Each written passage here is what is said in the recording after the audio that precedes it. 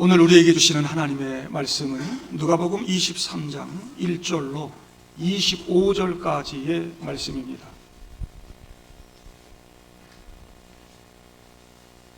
누가복음 23장 1절부터 25절까지입니다. 무리가 다 일어나 예수를 빌라도에게 끌고 가서 고발하여 이르되 우리가 이 사람을 보매 우리 백성을 미혹하고 가이사에게 세금 바치는 것을 금하며 자칭 왕 그리스도라 하더이다 하니, 빌라도가 예수께 물어 이르되 네가 유대인의 왕이냐? 대답하여 이르시되 내 말이 옳도다. 빌라도가 대제사장들과 무리에게 이르되 내가 보니 이 사람에게 죄가 없도다 하니, 무리가 더욱 강하게 말하되 그가 온 유대에서 가르치고 갈릴리에서부터 시작하여 여기까지 와서 백성을 소동하게 하나이다. 빌라도가 듣고 그가 갈릴리 사람이냐 물어 헤롯의 관할에 속한 줄 알고 헤롯에게 보내니 그때 헤롯이 예루살렘에 있더라. 헤롯이 예수를 보고 매우 기뻐하니 이는 그의 소문을 들었으므로 보고자 한지 오래되었고 또한 무엇이나 이적 행하심을 볼까 바랐던 연고로라. 여러 말로 물으나 아무 말도 대답하지 아니하시니 대제사장들과 서기관들이 서서 힘써 고발하더라. 헤롯이 그 군인들과 함께 예수를 업신여기며 희롱하고 빛난 옷을 입혀 빌라도에게 도로 보내니, 헤롯과 빌라도가 전에는 원수였으나 당일에 서로 친구가 되니라. 빌라도가 대제사장들과 관리들과 백성을 불러 모으고 이르되 너희가 이 사람이 백성을 미혹하는 자라 하여 내게 끌고 왔도다. 보라, 내가 너희 앞에서 신문하였으되 너희가 고발하는 일에 대하여 이 사람에게서 죄를 찾지 못하였고 헤롯이 또한 그렇게 하여 그를 우리에게 도로 보내었도다. 보라, 그가 행한 일에는 죽일 일이 없느니라. 그러므로 때려서 놓겠노라. 무리가 일제히 소리질러 이르되 이 사람을 없이 하고 바라바를 우리에게 놓아주소서 하니, 이 바라바는 성중에서 일어난 밀란과 살인으로 말미암아 옥에 갇힌 자러라. 빌라도는 예수를 놓고자 하여 다시 그들에게 말하되 그들은 소리질러 이르되 그를 십자가에 못 박게 하소서, 십자가에 못 박게 하소서 하는지라. 빌라도가 세 번째 말하되 이 사람이 무슨 악한 일을 하였느냐? 나는 그에게서 죽일 죄를 찾지 못하였나니 때려서 놓으리라 하니, 그들이 큰 소리로 재촉하여 십자가에 못 박기를 구하니 그들의 소리가 이긴지라. 이에 빌라도가 그들이 구하는 대로 하기를 언도하고 그들이 요구하는 자 곧 밀란과 살인으로 말미암아 옥에 갇힌 자를 놓아주고 예수는 넘겨주어 그들의 뜻대로 하게 하니라. 아멘. 휴가들 잘들 다녀오셨습니까? 지난 주간에 안 보이던 분들 몇 분이 이렇게 휴가 잘 다녀오신 것 같습니다. 아마 이번 주간에도 휴가를 여러분들이 또 가시게 될 터인데, 휴가를 가도 덥습니다. 강릉에 가도 덥고, 제주도에도 가도 덥고, 베트남 가도 덥고, 태국에 가도 덥고, 다 덥습니다. 좀 쉬러 갔는데 날씨는 덥고 물가는 비싸고, 운전하다 보면 막 억울한 일도 생기고 쌈도 하고, 그죠? 자기가 잘못해놓고 성질 부리면서 욕하면서 막 위협 운전도 하고 막 그래요. 막 억울해서 막 씩씩대고 싸우긴 했는데 조금 가다 보니까 사실은 나도 잘못한 것 같아. 그런 생각 들 때도 있습니다. 사람들 가운데는 자기 잘못을 인정하지 못하고 늘 나의 억울함만을 주장하는 사람들 있지요. 아돌프 아이히만이라는 사람이 있습니다. 나치 독일 하에서 유대인 학살을 했던 주동자였습니다. 이 아돌프 아이히만은 나치 독일에서 유대인 강제 수용소 이 집단 학살 다 계획하고 실행한 실무 책임자였습니다. 전쟁이 끝나고 비겁하게 도망다니다가 결국 남미 아르헨티나에서 이스라엘 정보기관 모사드에 의해 체포돼서 예루살렘으로 끌려와 재판을 받았습니다. 유대인들이 수도 없이 학살을 당했으니까 예루살렘으로 끌어다가 재판을 했던 것이죠. 아이히만은 이 재판에서 나는 단지 명령에 따라 행정적 임무를 수행했을 뿐이고 개인적인 악의나 증오심은 없었다라고 주장을 했습니다. 나는 억울한 희생양입니다. 나는 그저 공무원으로서 서류 처리만 한 것입니다 라고 주장을 했습니다. 그러나 실제로 아이만은 유대인의 수용과 모든 수송 계획을 다 수립하고 많은 유대인들 아우슈비츠로 보낸 장본인이었습니다.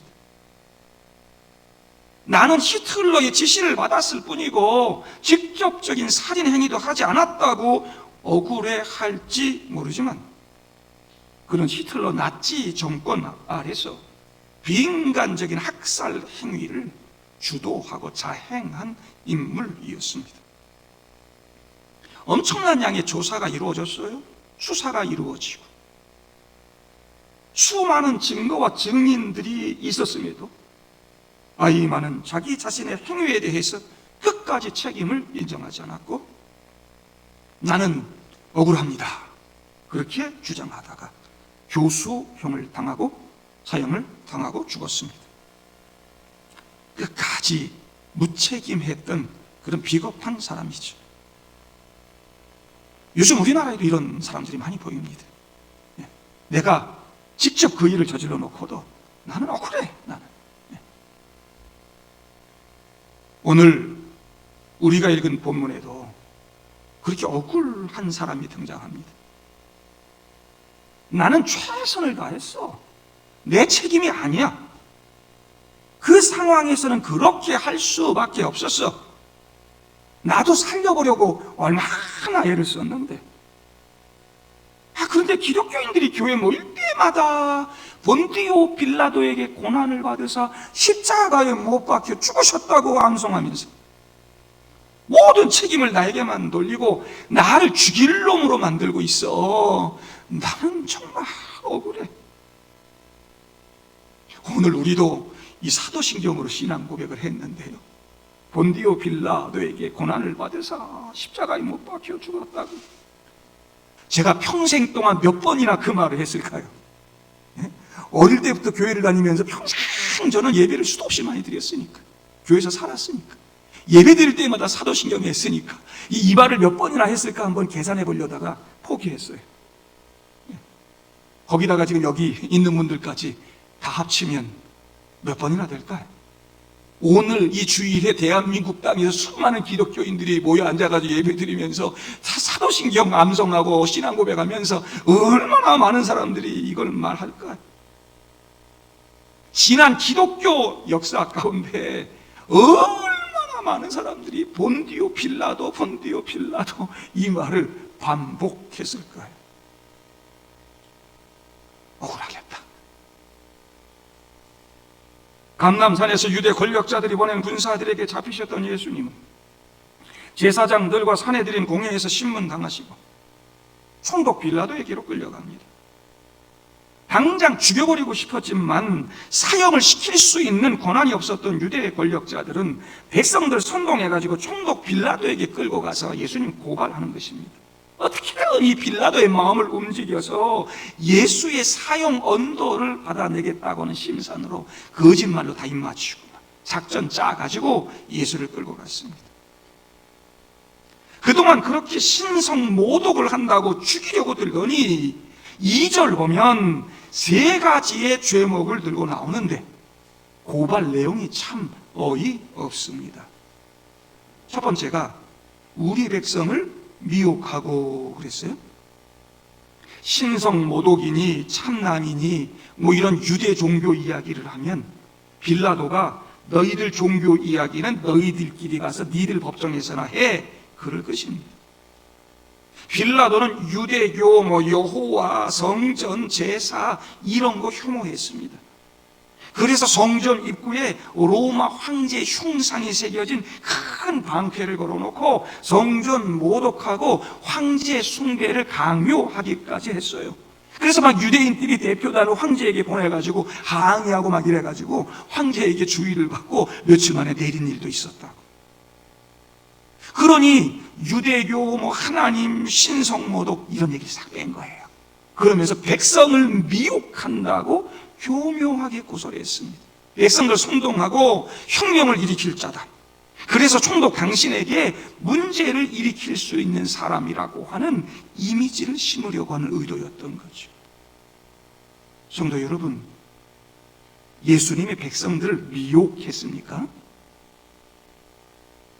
가난한 사람들 먹이고, 병든 사람들 고치고, 죽은 사람 살리고, 복음, 좋은 말씀, 생명의 말씀 전하고, 얼마나 좋은 일 많이 했습니까?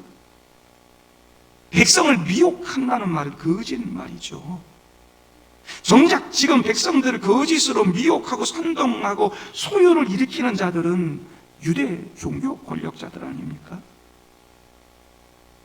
두 번째 제목이 뭐냐?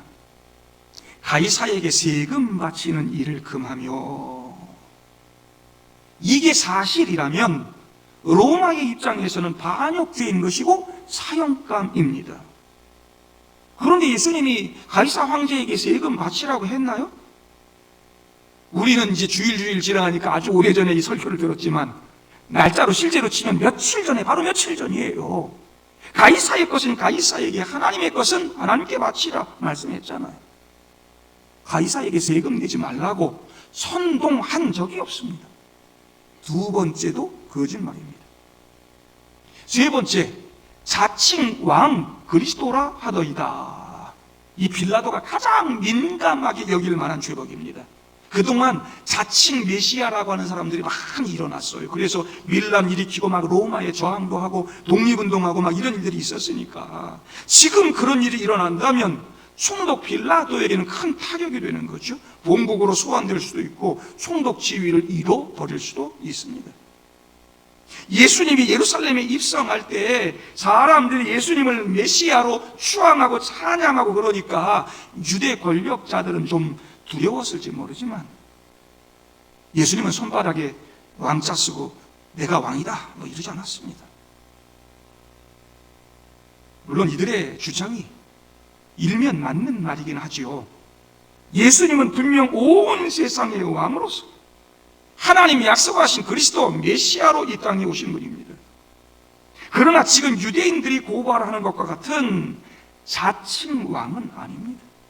로마에 대항하여 세속적인 나라를 세우겠다고 하는 정치적인 메시아가 아니라는 것이죠.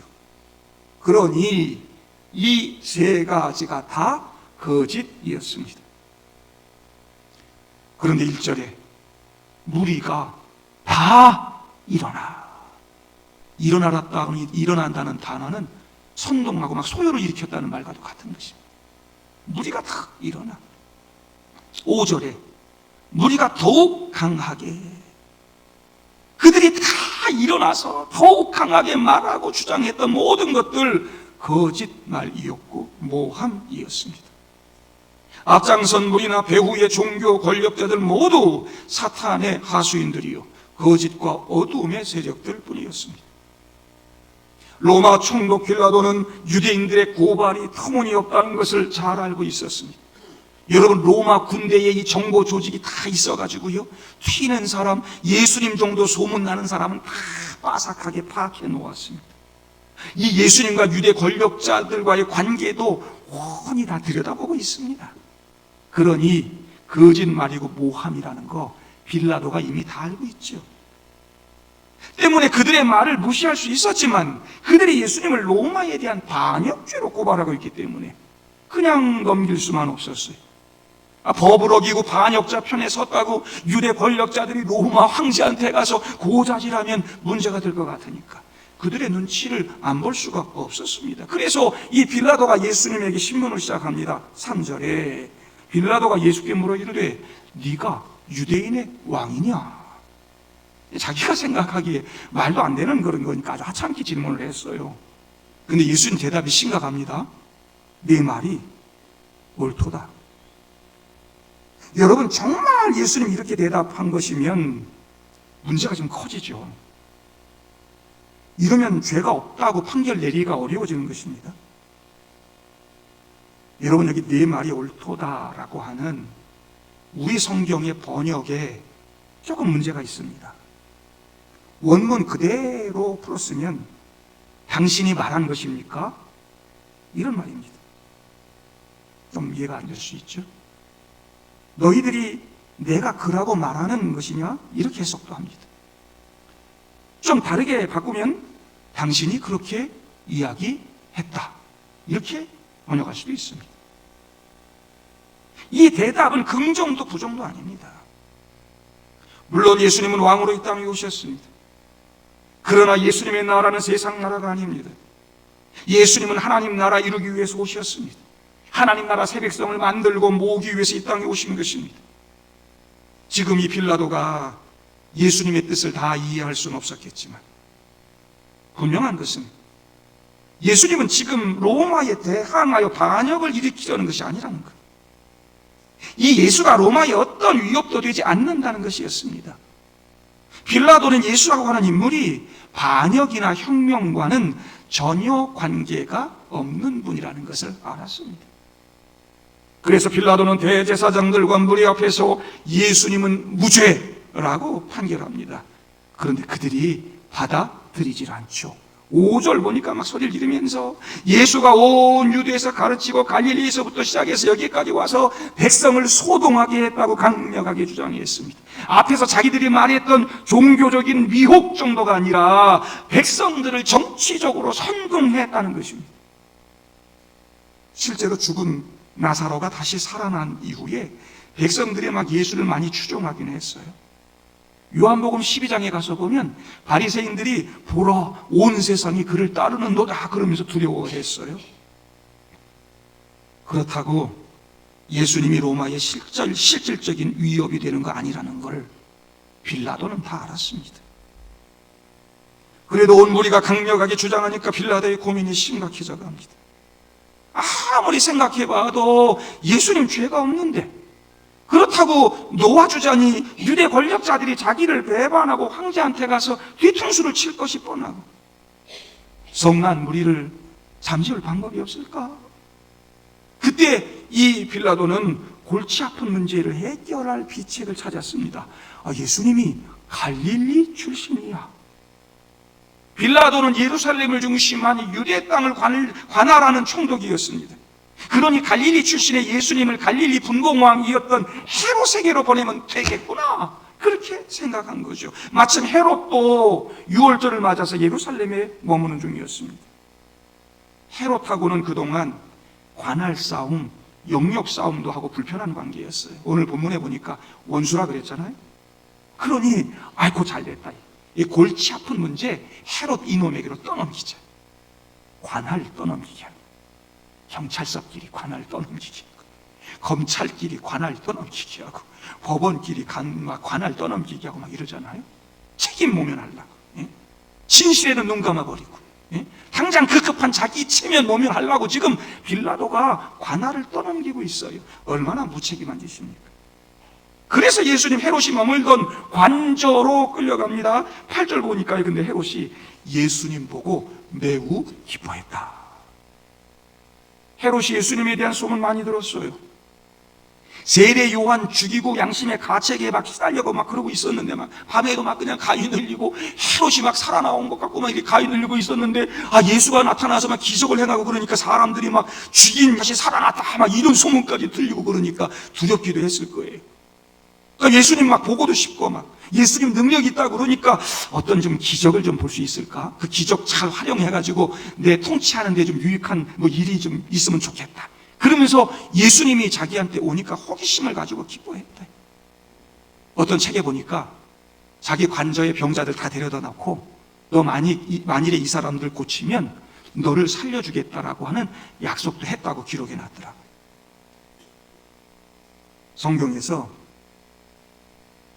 예수님 만나고 싶어 하고 그 만남을 기뻐한 사람들이 종종 나옵니다. 그들은 모두 예수님 만나서 구원을 얻고 인생의 참된 행복을 발견합니다. 그런데 오늘 헤롯만큼은 예외입니다. 이 헤롯은 얄팍한 호기심 가지고 주님을 보길 원했습니다. 주님 만나는 걸 기뻐했는데 그는 오히려 악으로 빠지고 있습니다. 예수 만나서 구원받을 수 있는 좋은 기회, 인생의 진정한 행복을 누릴 수 있는 기회를 이렇게 놓치고 있습니다. 그냥 호기심 때문에 기뻤어. 호기심 때문에 교회 나오고, 호기심 때문에 무슨 기적이나 일어날까, 예수 믿으면 잘 된다면서 내게 무슨 좋은 일 있지 않을까, 이런 호기심 때문에 예수 믿고, 교회 나오면 기쁘고 즐겁고 행복하다더라. 교회에서 나와가지고 사람들 만나는 거 기쁘고, 교회 나와서 기쁘게 신앙생활하는 거 좋지요. 근데 과연 우리가 교회에 나오고 예수 만나는 것이 어떤 목적이냐? 무슨 목적으로 교회를 나오고, 무슨 목적을 가지고 어떤 이익을 위해서 교회를 나오고 예수 만나기를 원하느냐? 예수 만나는 게 정말 내 삶의 기쁨이냐? 예수 만나서 그분의 말씀 듣고 그분의 가치를 듣고 그분 때문에 내가 정말 행복하냐? 그분이 내 죄를 사하시고 구원해 주신 그 은혜, 그거 때문에 내가 너무 감격하고 좋으냐? 과연 나는 어떤 마음으로 교회를 나오는가? 그 호기심 때문에, 혹은 이런 기적이나 바라고, 이런 것 때문에, 혹은 다른 이익이 있어서 그런 것 때문에 교회에 나오는 건 아닌가? 결국 헤롯은 예수님 때문에 진정한 행복을 얻지 못합니다. 예수 잃어버린 거죠. 9절에 보면 예수님은 그런 자에게는 아무 말씀도 하지 않으십니다. 기적은커녕. 헤롯은 세례 요한도 죽였습니다. 하나님이 진리의 빛으로 보내주신 예수님까지 거절을 했습니다.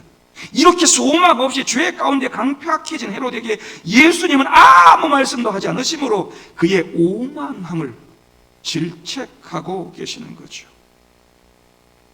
성도 여러분, 진정한 구원과 기쁨은 겸손하고 진실한 믿음에서 오는 줄로 믿습니다. 예수님은 사람들의 쓸데없는 호기심이나 만족시키려고 이 땅에 오신 것 아닙니다. 예수님은 상한 심령을 치유하기 위해 이 땅에 오셨습니다. 저와 여러분들 살리기 위해서 이 땅에 오신 것이죠. 정작 예수님은 아무 말도 안 하고 침묵하고 있고, 제사장들, 서기관들만 쫓아와가지고 시끄럽게 막 고소하고 막 떠드니까 흥미를 잃어버리고 재미가 없었던 헤롯은 예수를 다시 빌라도에게 돌려보냅니다. 11절에 헤롯이 그 군인들과 함께 예수를 업신여기며 희롱하고 빛난 옷을 입혀 빌라도에게 도로 보내니, 대단하다고 소문 들었는데 이놈 아무것도 아니네. 와, 그건 무슨, 빌라도에게 그냥 돌려보냈다는 것은 무슨 빌란, 무슨 소요, 아무것도 아닙니다 이놈. 아무 죄도 없구만요 뭐. 그리고 돌려보낸 거예요. 빌라도는 헤롯이 예수님 다시 돌려보내는 거 보고 그도 역시 죄를 찾지 못했구나, 예수에게 죄가 없구나. 어찌됐건 두 사람은 예수님 문제로 간만에 의견 일치를 보았습니다. 그래서 12절 보니까 헤롯과 빌라도가 전에는 원수였으나 당일에 서로 친구가 되었다 기록합니다. 헤롯은 팔레스타인 지역의 왕족이었습니다. 빌라도는 로마 제국의 총독이었습니다. 나는 이 지역의 오래된 왕족이야. 그리고 빌라도 무시했어요. 빌라도는 내가 로마 이 대제국의 총독인데 니까지 분봉왕 정도가? 그러면서 무시했어요. 서로 갈등했어요. 서로 싸우고 막 견제하고 그랬어요. 그런데 지금 예수님 일에 있어서만큼은 두 사람이 마음이 통했어요. 두 사람 모두 예수님이 무죄다, 이것 알았어요. 무죄라는 것 알았으면 둘 다 지도자예요. 생사 여탈권을 가질 수 있어요. 헤롯도 빌라도도 유대 권력자들이 할 수 없는 사형 언도까지 할 수 있는 권력에 있는 사람들이에요. 죄가 없으면 풀어줘야지. 그런데 두 사람 모두 자기들의 정치적인 입지를 지키기 위해서 유대인들에게 동조하고 있습니다. 예수를 죽이는 자리로 넘겨주는 일을 하고 있습니다. 의기투합하고 있습니다. 무책임한 거 아닙니까? 비겁한 거 아닙니까? 직무유기 아닙니까? 신문에 보고 살펴보고 다 따져보고 무죄라는 거 알았으면 풀어줘야지. 왜 둘 다 안 풀어주고 이런 일을 벌이고 있다는 말입니다. 여러분, 생사 여탈권을 가진 지도자들이, 힘 있는 사람들이 이래버리면 정말 힘없는 국민들은 어려운 일에 빠지게 되는 거죠. 검사들끼리 악한 일에 의기투합하고, 판검사가 악한 일에 의기투합해서 죄 없는 사람 죄 있는 것으로 만들고, 죄 없는 사람을 죄 있는 사람으로 만들어서 얼마나 많은 사람이 죽었습니까? 얼마나 많은 사람이 감옥살이 했습니까? 심각한 거 아닙니까? 지금 헤롯과 빌라도가 그 짓을 하고 있다. 성도 여러분, 나쁜 일에 악한 자들과 친구하고 의기투합하는 사람들 되지 마시기를 바랍니다. 결국 헤롯과 빌라도가 이런 짓 해가지고요, 여러분, 예수님 빌라도 법정에 다시 세워지는 거 아닙니까? 다시 재판받아요. 그 최종 판결을 받아요. 14절 16절 보면 너희들 백성 미혹하는 자라고 끌고 왔는데 내가 다 신문해 보니까 이 사람에게 죄를 찾지 못했다. 헤롯도 죄 찾지 못하고 나에게 보냈다. 그가 행한 일에게는 죽일 일이 없느니라. 그러므로 때려서 놓겠노라 그랬어요. 분명 예수님께 아무런 죄가 없음을 알았습니다. 죄가 없다면 그냥 풀어줄 일이지 왜 때립니까?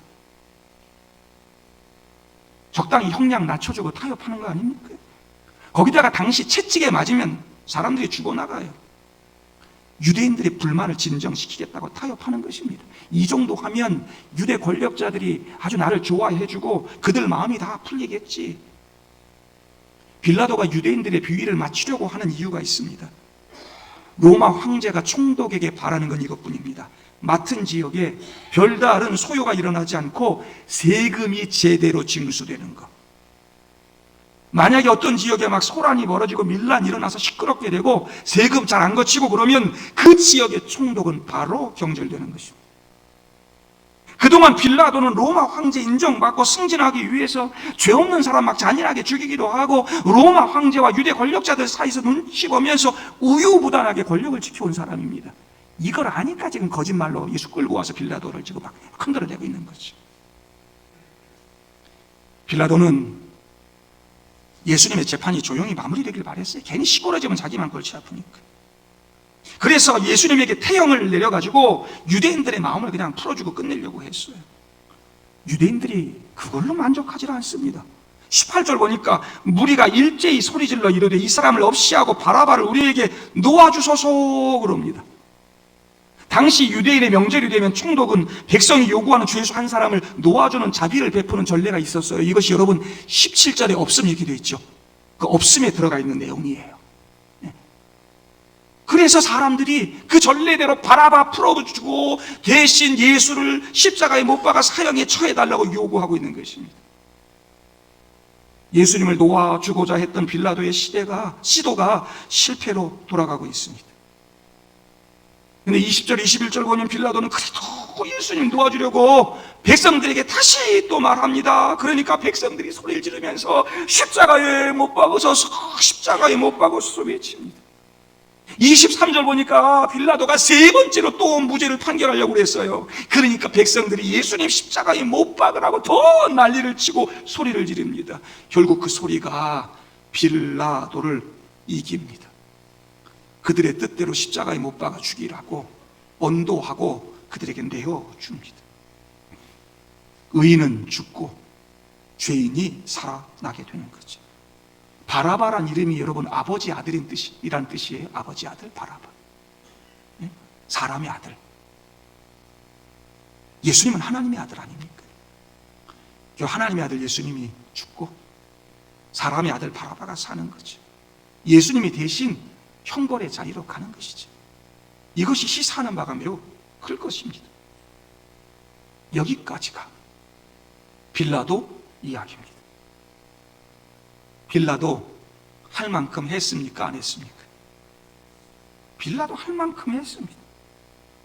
어쩔 수 없이 백성들의 요구를 수용한 것 뿐입니다. 그래서 마태복음서를 보면 빌라도는 최종 결정 내리기 전에 물 가져와라. 대야에다 물 갖다 놓고 손 씻으면서 이 사람의 피해에 대하여 나는 무죄하니 너희가 당하라 그랬습니다. 성도 여러분, 빌라도가 진짜 무죄합니까? 진리대로, 법대로, 진실대로, 양심대로 판결한 것입니까? 기독교인들이 두고두고 본디오 빌라도에게 고난을 받아 십자가에 못 박혔다고 그렇게 저주하는데 억울한 일입니까? 억울할 만해요. 그죠? 손까지 씻었는데. 예? 내가 그렇게 노력했어. 저 죄 없다고 그러는 니들 자꾸 왜 그러냐? 예? 나는 무죄하다. 니들이 당해라. 그러고 손까지 씻었는데 근데 왜 두고두고 본디오 빌라도에게 고난받고 십자가에 죽었고 억울하다. 성도 여러분, 억울합니까? 빌라도는 철저히 자기중심적인 사람이었습니다. 자기의 생존과 자기의 자리를 지키기 위해서 무엇 하나 버리지 않는 이기적인 사람이었습니다. 탐욕스러운 자기 영혼의 그 요만큼도 비워내지 못하고 신이 죄인을 찾아오신 예수를 자신의 영혼에 담지 못한 채 지옥에 들어간 불쌍한 인생입니다. 그렇게 해서 두고두고 유대 권력자들에게 인정받으면서 총독 생활 잘한 것 같습니까? 그렇게 해서 로마 황제에게 인정받고 승승장구했을 것 같습니까? 거기 유대 총독으로 있다가요, 사마리아에 조금 밀란이 있다고 사마리아 사람들 엄청 학살합니다. 그 사건으로 인해서 로마 황제에게 소환당하고 끝장납니다. 빌라도는 예수님이 무죄임을 알았고 그를 풀어주고자 애쓰기도 물론 했지만 결국은 예수님 십자가에 못 박도록 내줬습니다. 사형언도 했습니다. 너희들 뜻대로 해라 했습니다.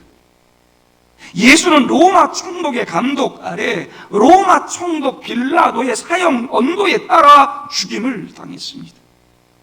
그의 이름이 그래서 사도신경에 박제되어 두고두고 기독교인들의 저주를 받는 이름이 되었습니다. 그래서 오늘도 저와 여러분들은 사도신경을 가지고 신앙 고백하면서 본디오 빌라도에게 고난 받으시고 십자가에 못 박히셨다고 오늘도 고백을 했습니다. 빌라도에게 책임을 넘기시니까 조금 편안해지십니까? 빌라도만의 책임입니까? 사도신경으로 신앙 고백할 때마다 나는 아무 잘못 없다는 듯 빌라도의 이름만 들먹이면 다 되는 것입니다. 나에게는 책임이 없고 나는 자유롭습니다. 1절에 무리가 다 일어나. 무리가 다. 그 안에 저와 여러분은 없었던 것입니까? 우리가 날마다 빌라도에게 책임을 전가하고 있지만 사실 예수님을 십자가에 못 박은 것은 바로 나라고 하는 것이죠. 죄가 전혀 없으신 예수님이 십자가에 못 박혔다 죽으신 것은 바로 내 죄 때문입니다. 내 죄값을 치르기 위해 십자가에 달려 피 흘리고 죽으신 것입니다. 빌라도처럼 나는 죄 없다, 억울하다 하지 마십시오. 사도신경으로 신앙 고백 좀 하면서 나는 자유하다 생각하지 마십시오. 내가 죄인임을 알면 이 땅에 억울할 일도 사실 없습니다. 내가 주님의 은혜를 정말 몰랐다면 저도 참 불쌍한 인생, 억울한 인생이라 죽을 때까지 저도 억울하다 그러면 살았을지 모릅니다. 여러분 정말 억울합니까? 조금 힘들고 어렵고 고난이 오면 정말 억울합니까? 다른 사람들이 나한테 뭐라 그러면 네 잘못이다, 네 책임이라 그러면 좀 억울합니까? 기독교인들 니들 탓이야 그러면 여러분 좀 억울하고 속상합니까? 내 생존을 위해, 내 자리를 지키기 위해, 내 조그마한 이익을 지키기 위해 진실에 눈 감지 않았습니까? 진리를 외면하지 않았습니까? 예수의 말씀, 예수의 가치, 그거 팔아버린 적은 없습니까? 그저 호기심 때문에 뭐 좀 내 기적을 좀 바라고 뭐 좀 유익하기 위해서 왔는데 별로 그런 건 없고 그냥 적당히 신앙생활 하다가 세상과 타협하면서 그러고 살아왔던 그런 적은 없습니까? 헤롯과 빌라도가 서로 원수였는데 그날의 친구가 된 일. 내 이익 때문에, 내 자리 때문에 세상의 악한 자들, 사탄의 권력 속에서 선동받아서 그렇게 세상의 권력을 가지고 힘을 가지고 그렇게 사는 사람들에게 딱 가서 알랑방구 끼면서 그날의 친구하지 않습니까? 악한 이 세상과 적당히 타협하면서 친구하면서 진실에 눈 감고 살지 않냐고요. 그러고 살아가면서 나는 억울하다, 억울해. 늘 억울하다는 얘기를 얼마나 많이 하는지 모릅니다. 내가 이 땅에 살아가면서 진실에 눈 감고 침묵하고 이 악한 세상과 악한 권력에 순응하고 양심 포기하고 살았다면 결코 무죄하지 않습니다. 진리를 알면서도 침묵하는 것 죄입니다. 빌라도처럼 헤롯처럼 진리를 알면서도 군중을 두려워해가지고 자기 자리 때문에 침묵하고 타협하는 태도, 주님을 십자가에 넘기는 것과 똑같은 것입니다. 동광교회 성도 여러분, 거짓 선동하는 자리 쫓아다니지 마십시오. 착한 성도가 되십시오. 진리 편에 서십시오. 예수의 가치를 따라가는 좋은 그리스도인들 되기를 바랍니다. 왜 내게 유익이 나는 것, 내 자리 지켜주는 거 악한 자들과 자꾸 친구하려고 하고 왜 자꾸 진실의 눈을 감고 살려고 합니까? 악이 득세하고 그럴 때 나에게는 아무 피해가 없다고 적당히 눈 감고 지나가고 외면하고 그러고 살지 않습니까? 불의한 자들로 인해서 수많은 사람들이 고통을 당하고 죽여나가고 이런 일이 벌어짐에도 적당하게 우리는 침묵하고 타협하고 그러고 살지 않습니까?